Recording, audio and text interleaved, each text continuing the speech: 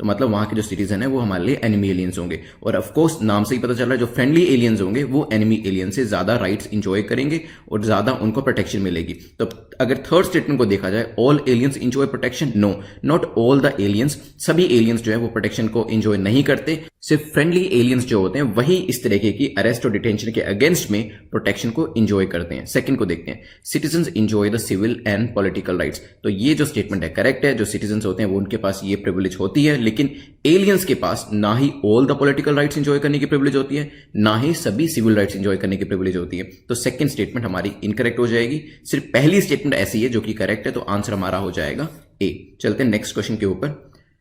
Second question है, which of the following statement is और are correct about the rights and privileges given to the citizen of India but not to the aliens. हमने पिछले question में यही discuss किया था कि जो सिविल और पॉलिटिकल राइट्स जितने भी हैं वो सिटीजन इंजॉय करते हैं लेकिन एलियंस इंजॉय नहीं करते।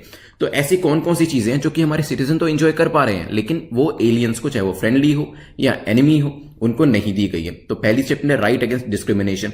तो क्या ये ऐसा एक राइट है जो कि सिटीजन को दिया और एलियंस को नहीं दिया है? हो सकता है।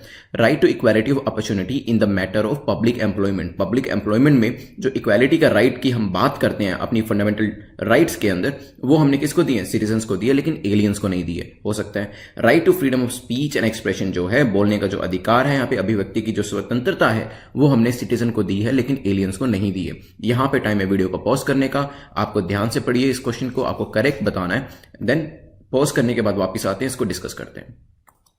चलिए अब मैं आपको बताता हूं ऐसी कौन कौन सी चीजें हैं जो कि हमारे सिटीजन्स को दी गई हैं लेकिन एलियंस को नहीं दी गई। देखिए सबसे पहले देखिए आर्टिकल 15 की बात करते हैं। आर्टिकल 15 कहता है राइट अगेंस्ट डिस्क्रिमिनेशन, चाहे वो किस ग्राउंड पे हो, रिलीजन, रेस, कास्ट, सेक्स और प्लेस ऑफ बर्थ। वो जो राइट है, राइट अगेंस्ट डिस्क्रिमिनेशन, वो सिटीजन्स को मिला है, एलियंस को नहीं मिला है। इसी तरीके से नेक्स्ट आर्टिकल, आर्टिकल 16 जो है, जहां पे हम right to equality of opportunity in the matter of public employment, जहां पे जॉब्स के बारे में, एम्प्लॉयमेंट के बारे में इक्वालिटी की बात करते हैं, वो भी हमारे सिटीजन्स को मिली हुई है, लेकिन ये जो राइट ऑफ अपॉर्चुनिटी है ये हमने एलियंस को नहीं दिया है। देन बात करते हैं आर्टिकल 19 की।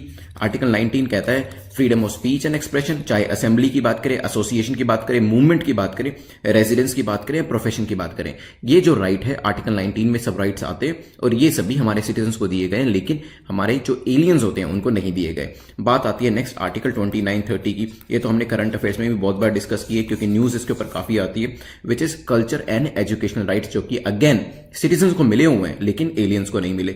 देन इसके बाद आती है right to vote in election the Lok Sabha या फिर असेंबली के जो स्टेट असेंबली के जो इलेक्शंस होते हैं वहां पर भी ये जो राइट्स हैं सिटीजन्स को मिले हैं, एलियंस को नहीं मिले।